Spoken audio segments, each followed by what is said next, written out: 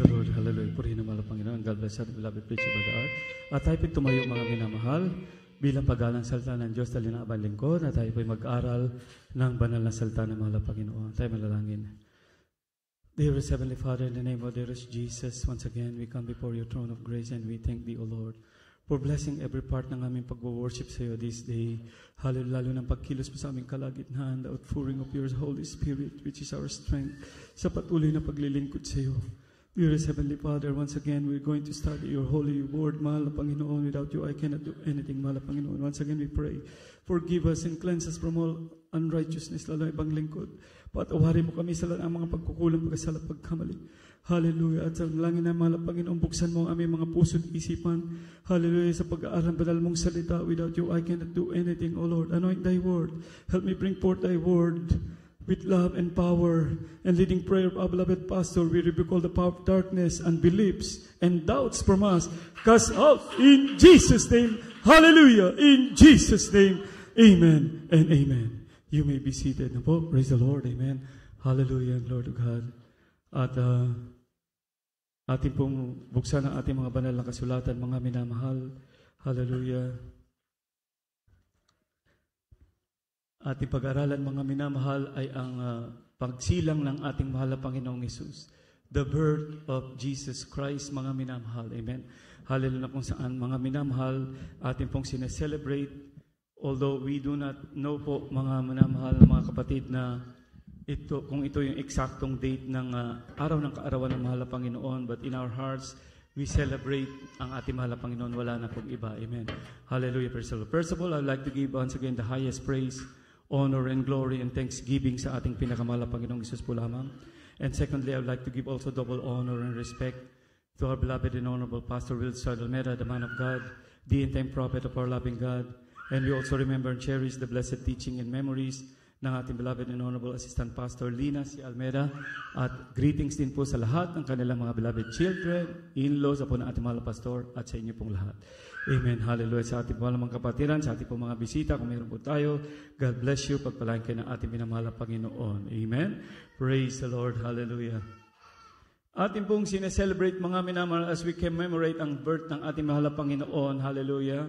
Kaya even though this is not exact date, di natin talaga alam, ngunit in our hearts, siyang ating, hallelujah, sineselebrate, pinapasalamatan natin, mga minamahal, dahil ang kanyang pagkapanganakan, mga minamahal, hallelujah, when He started the ministry, mga minamahal, na doon nangaral siya, mga minamahal, amen, hallelujah, to save the humanity from falling into sin, mga minamahal, and Adam and Eve, mga minamahal, ay nahulog sa kasalanan, mga minamahal.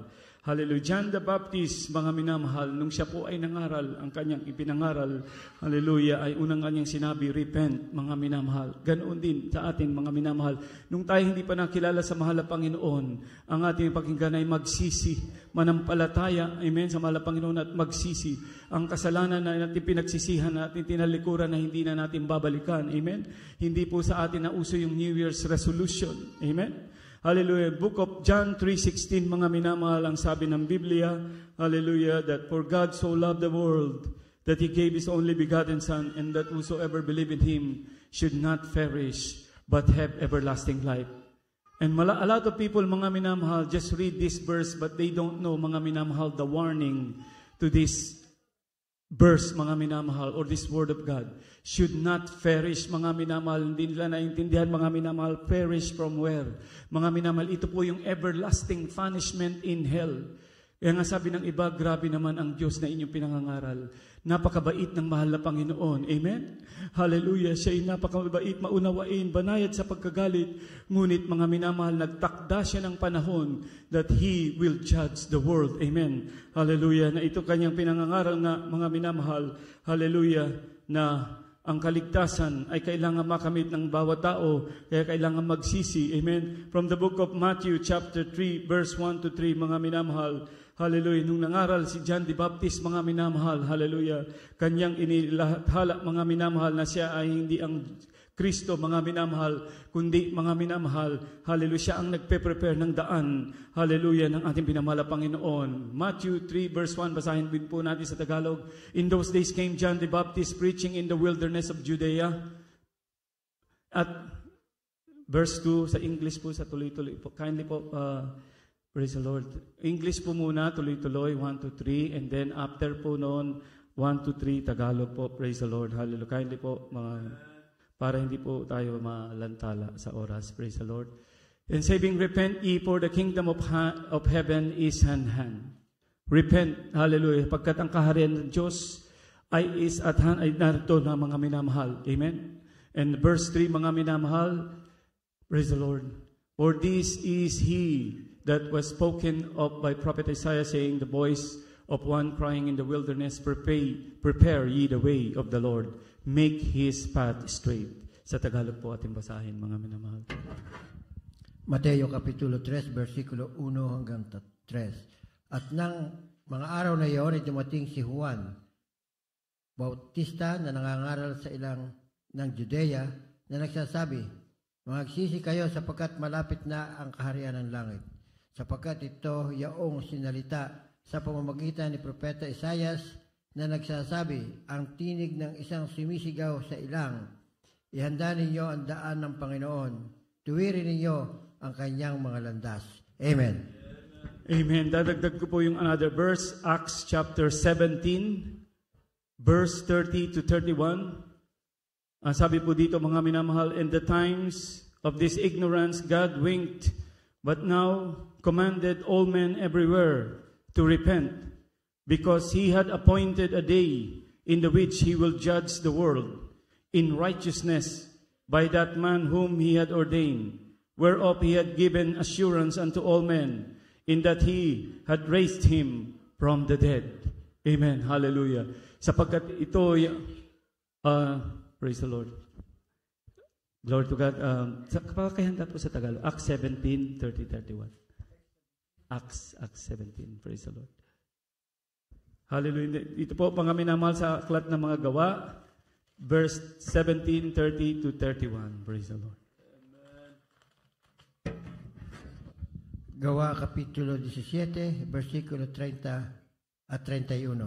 Ang mga panahon ng kahangalan ay pinalipas ng mga nga ng Diyos, natapot ngayon pinag-uutos niya sa mga tao na magsisi sila lahat sa lahat ng dako, sapagkat siya'y nagtakda ng isang araw na kaniyang paghukom sa sanglibutan ayon sa katwiran sa pamamagitan ng lalaking kanyang itinalaga, na ito'y pinatunayan niya sa lahat ng mga tao nang siya'y buhayin nilang maguli sa mga patay. Amen. Amen. Palakpakan natin ang ating pinamahal na Panginoon. Everybody say, praise the Lord. Nagtakda siya, mga minamahal. Amen. Kaya binibigyan lahat ng pagkakataon na makapagsisi. Amen. Hallelujah. Kung wala, mga minamahal, kung ayaw nilang maniwala, mga minamahal, kahit ang mga apostoles, nung inutusan ng ating mahal na Panginoon, kung hindi nila tatanggapin ang inyong pangaral, ipagpag ninyo ang alikabok sa inyong mga sapatos o inyong sandalyas. Amen?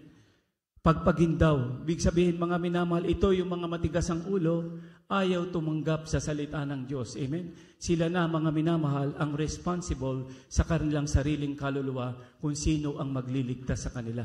Amen? But there is no other name given among men whereby we must be saved, only in the name of Jesus. Repent. Amen? Hallelujah. He had appointed a time to repent. Amen? Hallelujah. Because he had appointed a time to judge the world. Kaya nga, He commanded all men to repent. In Acts 2:37-38, when Peter, mga minamahal, first announced or first preaching niya, mga minamahal, hallelujah, na-touch ang mga puso ng mga tao. Amen? Ang sabi ng mga tao, now when they heard this, they were pricked in their heart and said unto Peter and to the rest of the apostles, men and brethren, what shall we do? Ano ang gagawin namin para maligtas? Amen? In verse 38, repent. In another verse, repent and be baptized, every one of you, in the name of Jesus Christ, for the remission of sins. Amen? Hallelujah. Magsisi. Hallelujah. Nasa 38 na po tayo. Kindly po, praise the Lord. Okay. Repent and be baptized. Amen. Repent and be baptized, every one of you, in the name of Jesus Christ. So, napakahalaga, mga minamahal, ng pagsisisi natin. Amen? Kaya nga, pag ating pinatanggap tayo mga kapatiran na baguhan, ang kasalanan na pinagsisihan, hindi na babalikan. Amen? Sapagkat wala ng Kristo pang ipapakong muli. Amen? Kundi mga minamahal, kung babalikan natin ang kasalanan, ililalagay natin ang ating minamahal na Panginoon sa kahihiyan. Amen? Hindi ka na magiging blessing. Kaya mga minamahal, amen, dito mga napapahamak na kahit mga Kristiyano na mga minamahal, nagkakaroon sila ng kahirapan sa buhay. Palo at paalaala mga minamahal, bakit? Hindi nila pinapahalagahan ang salita ng Diyos. Amen? Can you say amen? Amen. Alam niyo mga minamahal, ang salita ng Diyos ay offensive mga minamahal sa mga matitigas ang ulo. Amen? Ayaw tumanggap ng salita ng Diyos. Sa mga hindi manampalataya na ayaw maniwala. Amen? Alam niyo yung mga tinatawag na GBTL, kung ano mga letter na yan mga minamahal, pangaralan mo sila. Ang anilang ka-defense, you don't judge me. You have no right to judge. We don't judge. We share you the Word of God. Ang tunay na pag-ibig, mga minamahal sa kapwa, ay iyong papaalalahanan ang iyong loved ones, ang iyong friends, ang iyong neighbor, na mali ang ginagawa mo at kapahamakan. Amen? Hindi yung aayunan mo. Oy, ang ganda ng suot mo, ang ganda ng damit, ang ganda ng tattoo mo. Ko-compliment mo pa. Amen? Ang ganda ng inilagay mo sa, pinaint mo sa eyes mo. Mga minamahal, hindi po ganoon, hallelujah. You will become partakers, mga minamahal, ng kanilang kasalanan, sapagkat hindi mo mga minamahal sila pinaalalahanan. Hallelujah. Sa book of Ezekiel, mayroong warning doon, mga minamahal, we are watchmen.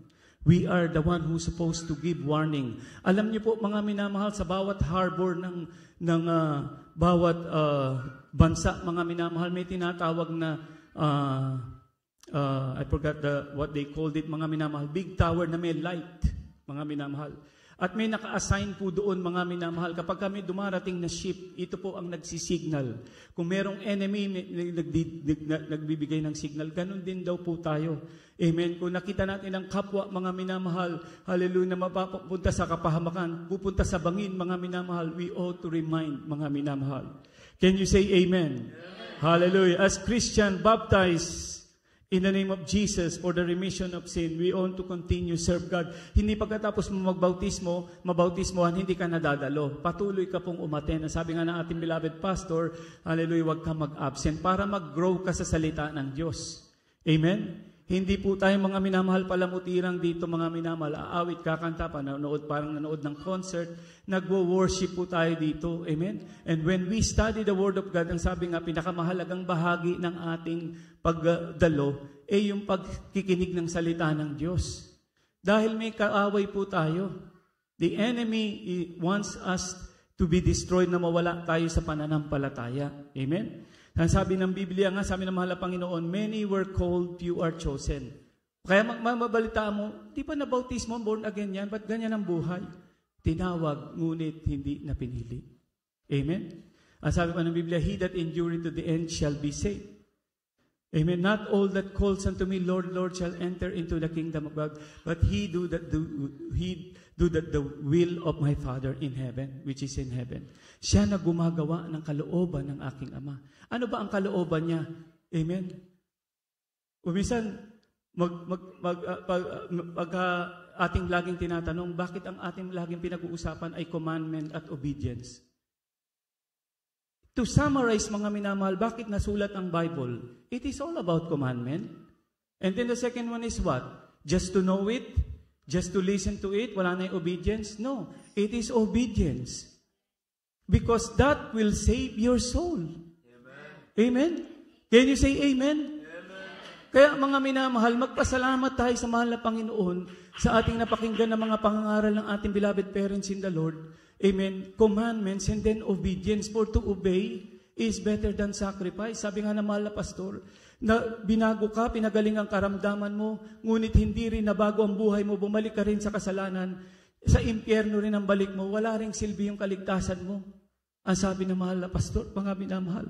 Amen? We are, mga minamahal, in end year, and we do not do the unbelievers' reason, mga minamahal. Ito ang aking New Year's resolution. Hindi na ako magsusugal, hindi na ako magiinom, hindi na ako magbumura, hindi na ako magsisigarilyo, hindi na ako ganoon. Lahat. Hindi po mga minamahal. If you are like that as Christian mga minamahal, you need to set yourself in order or your house. Tayo ay templo ng Diyos.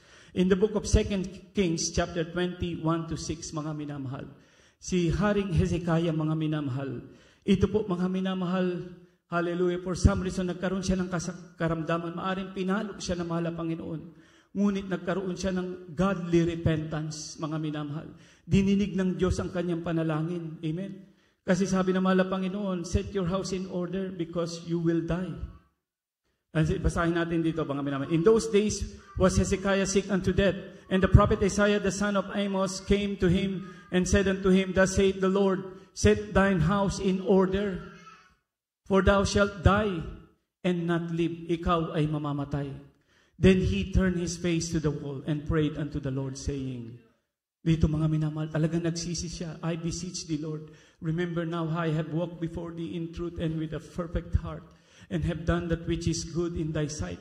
And Hezekiah wept sore.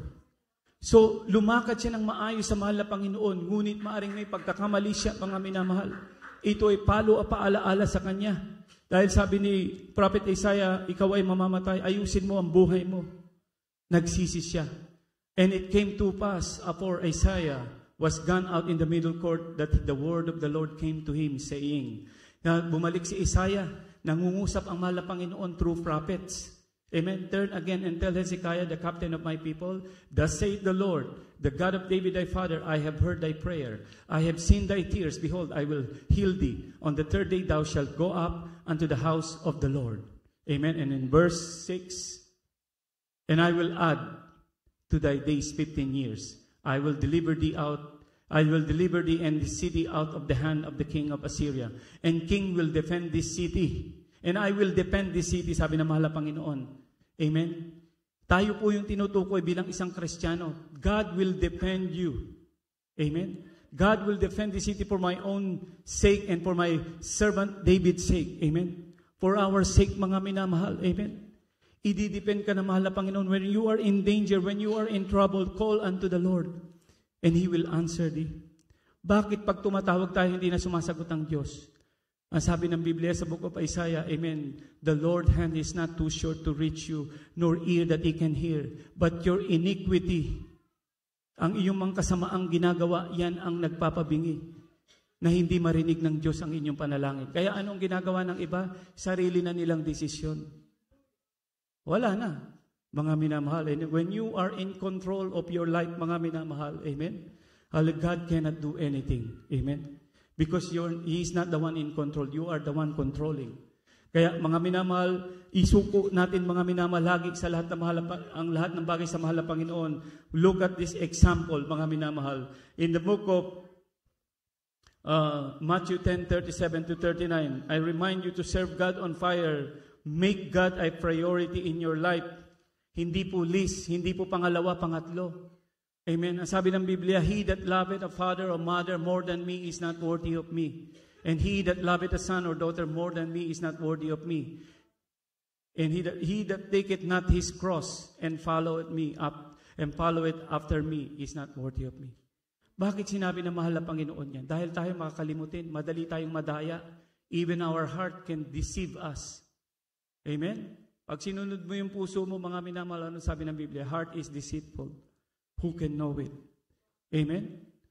He that findeth his life shall lose it, and he that loseth his life for my sake shall find it. Ano ibig sabihin yun? He that findeth his life. Ibig sabihin, pinili mo, pinriority mo yung buhay mo, na ito ay mabuhay sa karangyaan, sa gusto ng laman mo.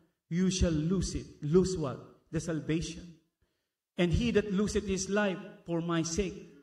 Nalus mo na, mga minamahal, ang buhay mo rito. Patay ka na sa buhay na ito. Ang mga pangarap mo sa buhay, mga minamahal, maging milyonary, maging mayaman.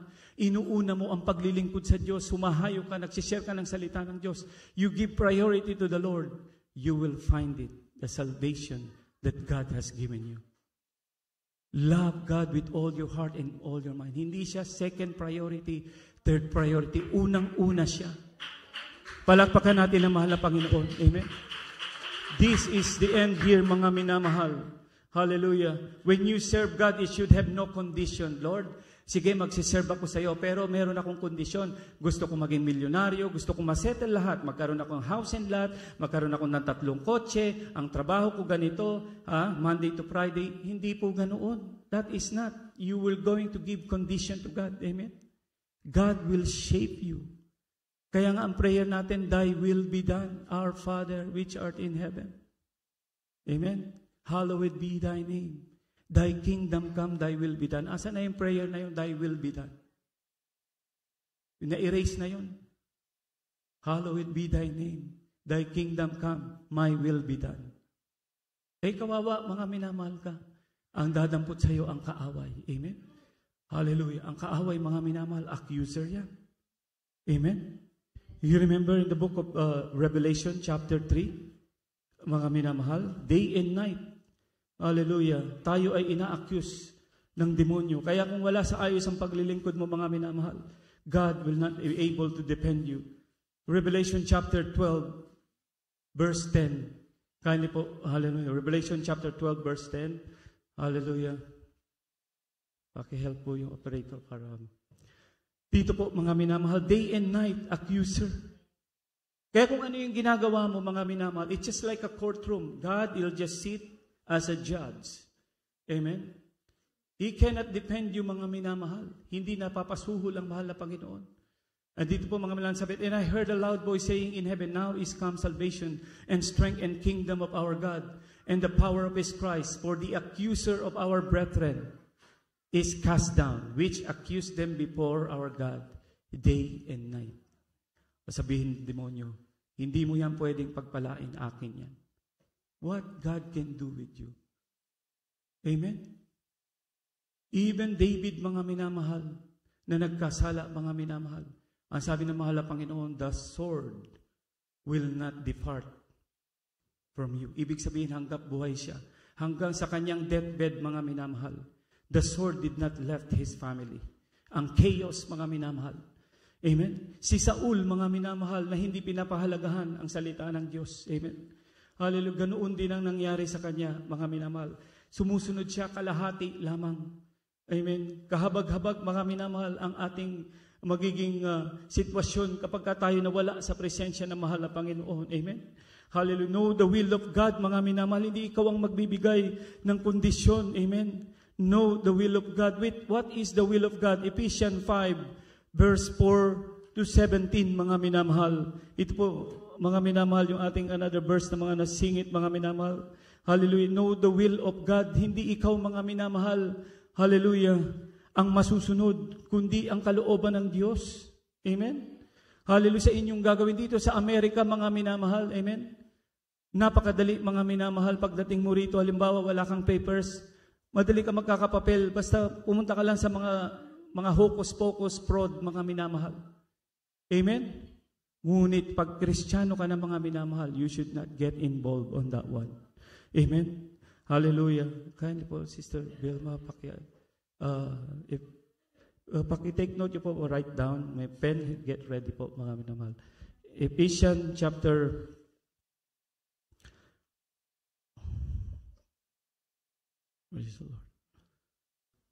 Ephesians chapter 5, verse 14 to 17. Amen. Be not unwise. Huwag kayong maging mangmang, but understand the will of God. Amen. Sabi dito, mga minamahal, wherefore He said, awake thou that sleepest. Ibig sabihin yung faith mo, you are sleeping in your faith. Amen. You are not watchful and mindful of what you are doing. Arise from the dead, and Christ shall give thee light. Verse 15, see then that ye walk circumspectly, not as fools, but as wise. Amen? Hallelujah. Huwag daw tayo mabuhay ng katulad ng mga mangmang, but matatalino. Redeeming the time because the days are evil. Ang panahon daw ay pasama ng pasama. Balikan ng 1980s, 1970s, i-compare mo ngayon kung gaano kasama ang nangyayari ngayon. Kaya nga, mga minamahal, I remember yun lang na i-share ko nakaraan, mas gusto pa ng mga nagko-comment, nakikita nila yung old pictures. At parang gusto kong bumalik pa sa 1960s, 70s. Magaganda ang damit ng mga tao, magagalang ang mga tao, respeto. Ang mga music hindi katulad ngayon. Grabe, mga minamahal, ang mga rap music. The F word and S word, mga minamahal, walang naglilimit. Even daw mga government official, gustong-gusto, hindi nila nilibigyan ng restriction ng mga yan. Amen? Sabi 5:17, wherefore be ye not unwise, but understand what the will of the Lord is. Understand what the will of the Lord is. Hindi ikaw ang magbibigay ng kondisyon na pagkaganito, mahal na Panginoon, ako maglilingkod sa iyo. Ibigay mo muna sa akin to. Hindi, mga minamahal. In the first place, hihipuin na mahal na Panginoon ang mga kinaukulan sa gawain kung sino ang dapat gamitin. Hallelujah. Dahil dito parang kusina, ito mga minamahal. Kapag ka nagluluto ka, hindi ka magluluto, nagagamitin mong sandok or ladle, which is dirty. Amen? Na isang linggo mo, 1 week na hindi hinugasan, gagamitin mo sa pagluto. Lahat ng kakain doon ay magkakaroon ng bakterya. Ganoon din sa gawain, mga minamahal. Amen? Be a vessel of honor, and God will use us. That's why ang ating beloved parents in the Lord, even though to the smallest thing and to the detail, ini-screen, mga minamahal, yung mga umaawit.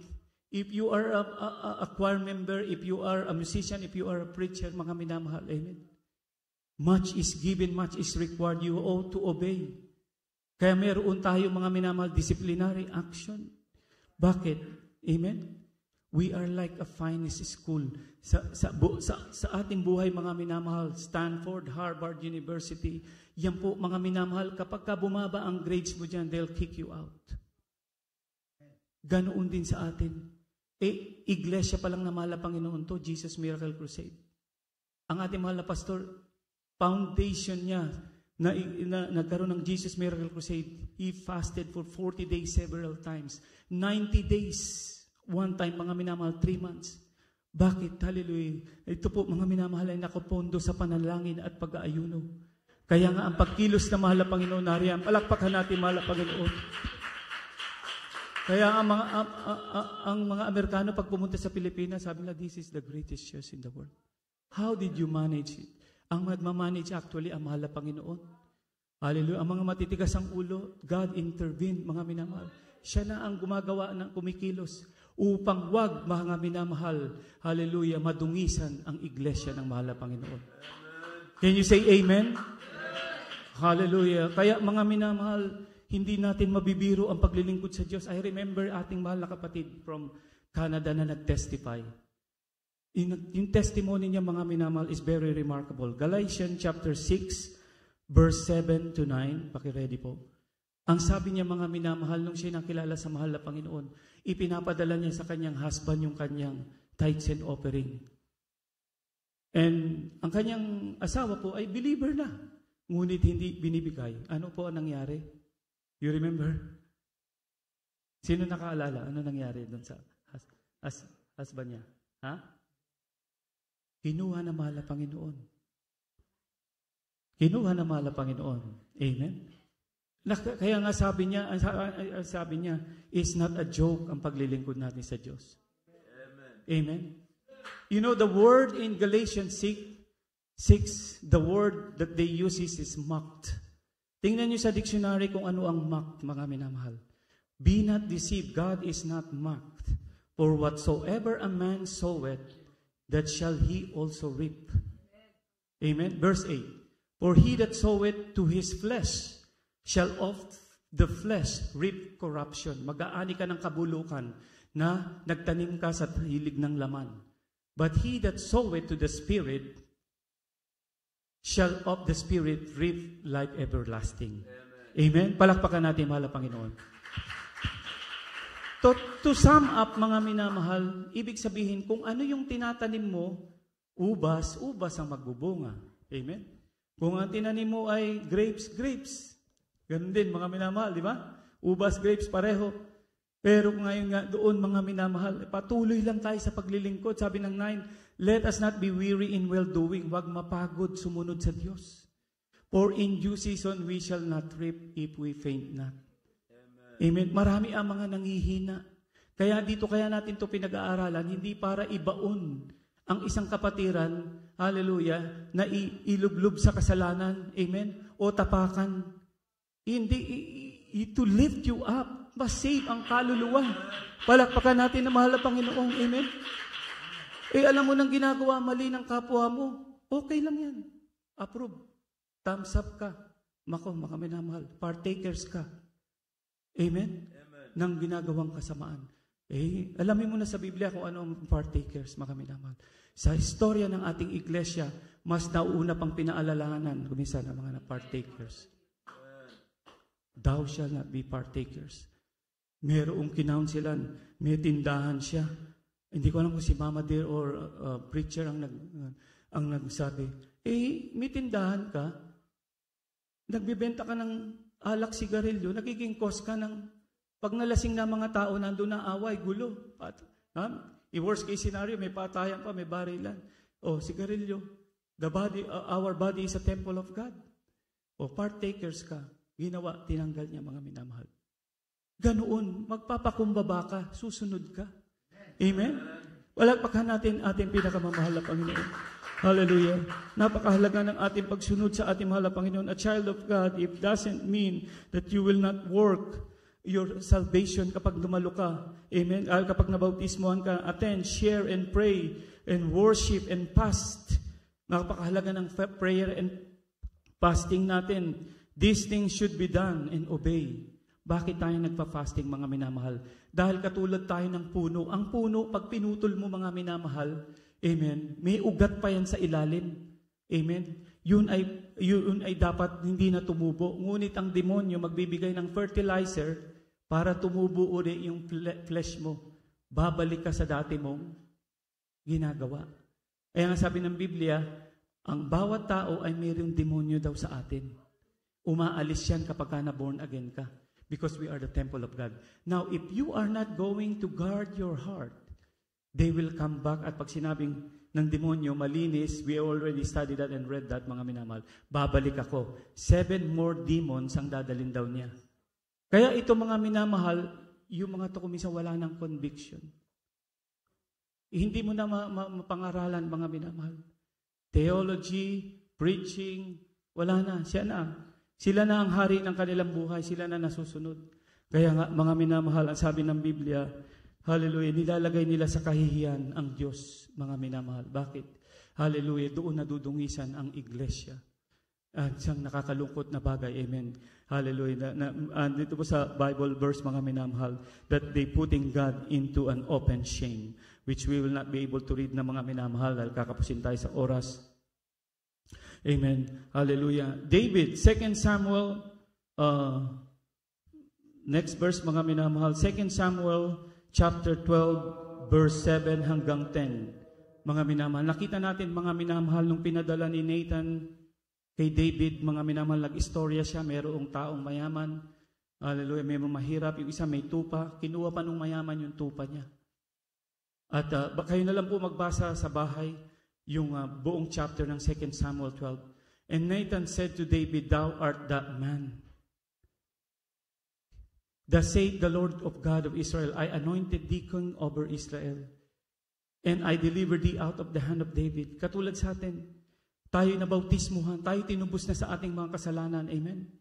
Hallelujah. God delivered us and gave thee thy master's house, ang mga blessing, thy master's wife into thy bosom, and gave thee house of Israel. Binless kita sa minamahal na Panginoon, and of Judah, and if that had been too little, I would moreover have given unto thee such and such things. Binigyan kita ng mga blessing. Verse 9. Wherefore hast thou despised the commandment of the Lord? Nakita niyo, mga minamahal? To do evil in his sight.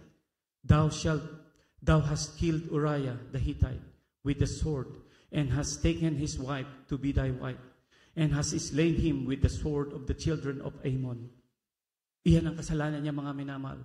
Ano ang sinabi ng mahal na Panginoon ng paala sa kanya, o palo? Now therefore the sword shall never depart from thine house.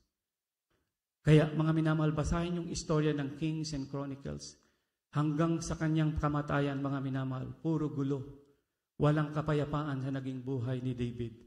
Because thou hast despised me, sabi ng mahal na Panginoon, hinamak mo ako. Amen. And hast taken the wife of Uriah the Hittite to be thy wife. Amen. Verse 11, mga minamahal. Anong sabi ng verse 11?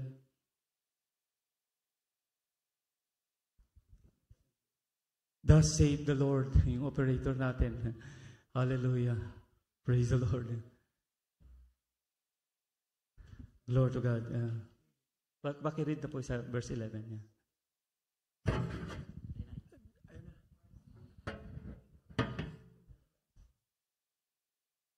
And praise the Lord. 2 Samuel 12:11. Doon pa rin po. Kindly po. 2 Samuel chapter 12, verse 11. Thus said the Lord, behold, behold, Thus said the Lord, behold, I will raise up evil against thee out of thine own house, and I will take my wives before thine eyes, and give them unto thy neighbor, and he shall lie with thy wives in the sight of this son. Amen. Amen. Yung mga minamahal, the sword will not depart out of thy house. At nakakahindik, mga minamahal, ang pangyayari na ito, mga minamahal. Yung iba sa atin, sa gawain natin, kinukuha na ng mahal na Panginoon. First, mga minamahal, na ating nawi-witness ang intervention ng mahal na Panginoon. Amen? Kaya, mga minamahal, we cannot mock God. We cannot joke, mga minamahal, sa paglilingkod natin sa Diyos. Na we'll take it lightly, mga minamahal. Ang gawain na ito, mga minamahal, pinandasyonan, mga minamahal, ng ating parents in the Lord, ng mahabang sakripisyo, pag-aayuno, mga minamahal. Amen. Hallelujah. The stand of our church, mga minamahal, we stand the same, mga minamahal. Hallelujah. Purihin ang mahal na Panginoon. Palakpakan natin ang ating mahal na Panginoon. Hallelujah. The next verse, mga minamahal, hallelujah, is Saul. Alam na po natin yung istorya, hindi na natin babasahin ng mahaba. 1 Samuel chapter 15 verse 22, mga minamahal. Dito sinabi na mahal na Panginoon, because thou hast rejected the Lord. Ito, mga minamahal, binabasa natin para maging aral sa atin, paulit-ulit, mga minamahal, para pumasok sa ating mga puso. Amen? Dahil makakalimutin tayo eh. At yan ang nagte-take advantage ng demons. Amen? You are forgetful. Pag bago kang bautismo, dapat on fire ka sa mahal na Panginoon, come what may, hallelujah, mayroong mga problema sa pagdalo mo, gumawa ka ng paraan. Because the work of the devil is hindered you from going to church. Amen? At pag hindi ka naging absentee ka na, manghihina ang faith mo sa mahal na Panginoon. Yung mga testimony na dapat mo mapakinggan, magbibigay sa iyo ng strong faith, ang Bible study, ang pagpupuri na napakahalaga. That we feel the presence of the Lord. Alam niyo, mga minamahal, ang mga secular music, ang mga rock music, meron silang spell na nilalagay dyan. Kapag lagi mong kinakanta, you invite the presence of evil spirit. Ganoon din, mga minamahal, sa atin, you invite the presence of good spirit which is from the Lord. When the praises go up, the Holy Spirit of the Lord comes down. Amen. Can you say amen? Amen. Kaya napakahalaga ng pag-attend, wag mag-a-absent. Amen. And at the same time, mga minamahal, susunod din tayo sa kalooban ng mahal na Panginoon. Kumpletong paglilingkod, hindi katulad ni mga minamahal ni Saul. Amen. Haring Asa, 2 Chronicles 16 verse 7 to 10, mga minamahal. Ito, mga minamahal, ito rin ay isang hari, mga minamahal, ngunit pangit ang kanyang naging istorya na hindi natin gayahin. Amen. Na ito po, mga minamahal, ay halimbawa sa atin. And that time, Hanani the seer came to Asa, king of Judah, and said unto him, because thou hast relied on the king of Syria, and not relied on the Lord thy God, therefore is the host of the king of Syria escaped out of thine hand. Dahil hindi raw siya nagtiwala sa Diyos. Verse 8, were not the Ethiopians and the Lubims a huge host? Kinumpare, mga minamahal ng propeta sa kanya. Dalawa, with a very men and chariots, horsemen, yet because thou did rely on the Lord, He delivered them into thy hand. Nagtagumpay ka because you rely on the Lord. For the eyes of the Lord run to and fro throughout the whole earth, shew Himself strong in the behalf of them whose heart is perfect toward Him. Hinahanap na mahal na Panginoon ang mga puso na matuwid sa Kanya. Binebless niya. Sabi niya, no? Herein thou hast done foolishly, therefore from hence thou shalt have wars. Wala kang kapayapaan sa buhay mo, sa pagiging hari mo. Puro wars. Katulad ni David nangyari dito. Then Asa was wroth with the seer. Nagalit pa siya dun sa nagpayo niya. Amen? Huwag po tayo magagalit pag may nagpayo sa atin na mabuti. Amen? Magpasalamat ka sa Diyos. Salamat. Pinaalalahanan mo ako. Can you say amen? Palakpakan natin, mahal na Panginoon. Anong ginawa ni Asa? Dahil may authority siya. Dahil siya nga ang hari Minsan tayo hari ng ating buhay. I will not talk to you. You don't agree with me? Makikipag-usap ako doon lang sa magka-agree sa akin. Ganon ang tao. Amen? For he was enraged. And put him in prison's house. He was enraged with him because of this thing. And Asa oppressed some of the people at the same time. Iyon po, mga minamahal, ang naging resulta ng kanyang decision. Verse 12, kung i-jump sa verse 12, ano po nangyari? Siya po ay namatay, mga minamahal. Maliit na sugat lang ang meron siya. Asa, and in the 39th year of his reign was disease of his feet until his disease was exceeding great. Hindi niya hinanap ang Diyos. Maliit na sugat lang daw sa paa. And yet, in his disease, he sought not the Lord, but the physician. Mas nagtiwala pa siya sa manggagamot. Sino ba ang dakilang manggagamot? Ang mahal na Panginoon. Amen? Can you say amen? Praise the Lord. Dawa, mga minamahal, may mga matututunan tayo dito. You know why we read, important to read the Bible? The Old Testament is the story of the prophets and the king and the priest. And these are shadow of the Lord. Our Lord is our high priest, prophets, and king. He's the King of Kings. Amen? Kaya yung mga istorya na to, ensample sa atin, mga minamahal. Amen? Hallelujah. Upang sa ating ikatututo, 1 Corinthians, pakilagay po. Hallelujah. Kung sino po ang mauna. 1 Corinthians 10:11 to 12. It is written for our ensamples. Para sa ating ikatututo, mga minamahal. Amen? Hallelujah. Isinulat ang salita ng Diyos, mga minamahal, na ating pinag-aaralan para po tayo matuto. Amen? Ang tagal, 1 Corinthians chapter 10, 1 to 2. Sige po, sa tagal. Wala pa rin sa screen. 1 Corinthians chapter 10, 1 to 2.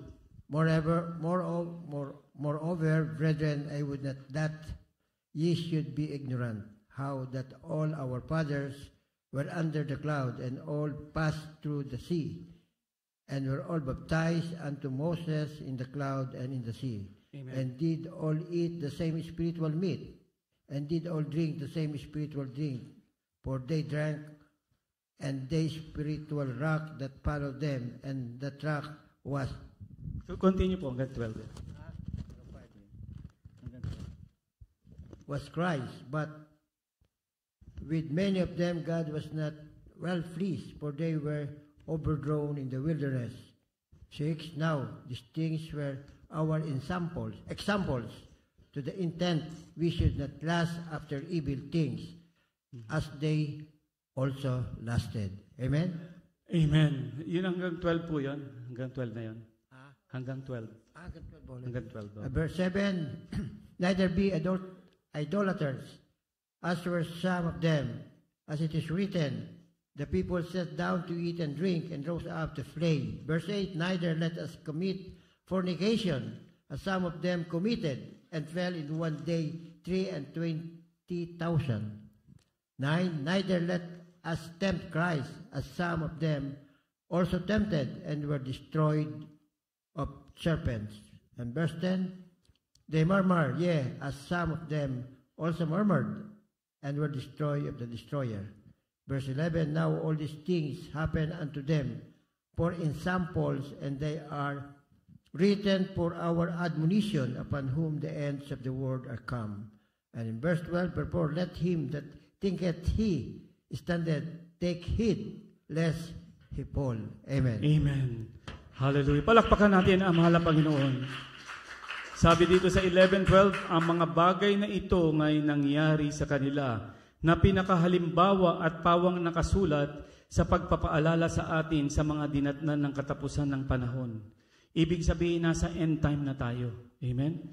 Hallelujah. Kaya't ang may nag-akalang nakatayo, mag-ingat, baka mabuwal.